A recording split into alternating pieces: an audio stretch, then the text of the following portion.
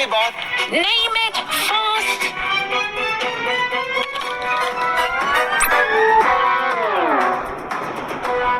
Sorry.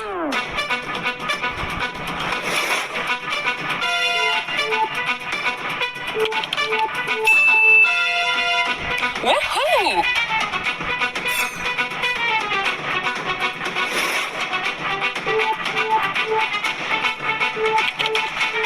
Theo, don't shoot.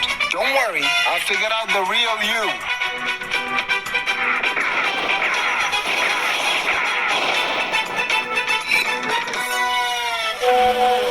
What happened?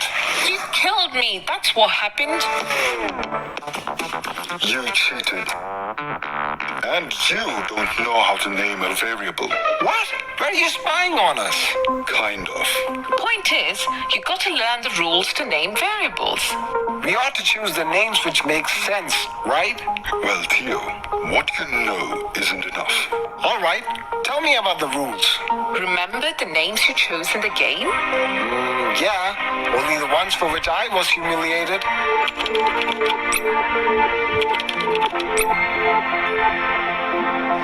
Yeah, because they're wrong.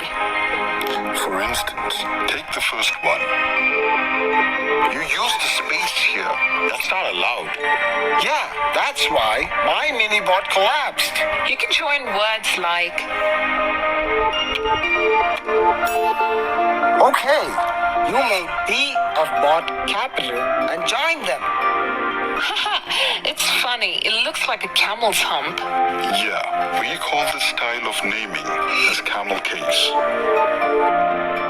Oh boy, I've never seen a camel listening to music before. Well, you could also use underscore to join the words. Interesting. I wonder if I can use other symbols. Nope, you can't. Only underscore, letters and numbers. Okay. So what's wrong with this one? I used only letters and numbers.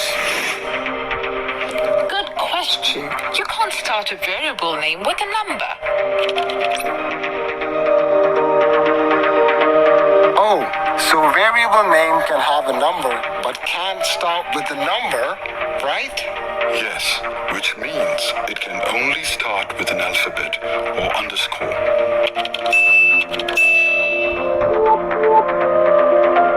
This one is tricky. Theo, I bet you don't want to answer this question. Guess the output. 20. Ask me anything, Zoe. Anything. Sure. 10, not 20, big guy. Wait, what? Aren't these exactly the same? Look closely. Oh, this R. There you go. This one is lowercase and this is uppercase. Oh, now they don't look exactly the same, do they? Right. So, uppercase and lowercase letters are totally different things for Mr. Python? Exactly. For us, these two things are almost the same. But for Mr. Python, they are two different things. Looks like Mr. Python is quite sensitive about the case of letters. Yeah. He is case sensitive. Awesome. I was wondering, you all use different variable names and everything, right? Uh-huh. Isn't it hard for others to understand someone's program? We have comments for that. Comments? Like social media? No, like these. Everything that's written after the hash is ignored by Mr. Python. He knows that it's for us to understand the program easily. So, I can write whatever I want after the hash and there won't be any problem?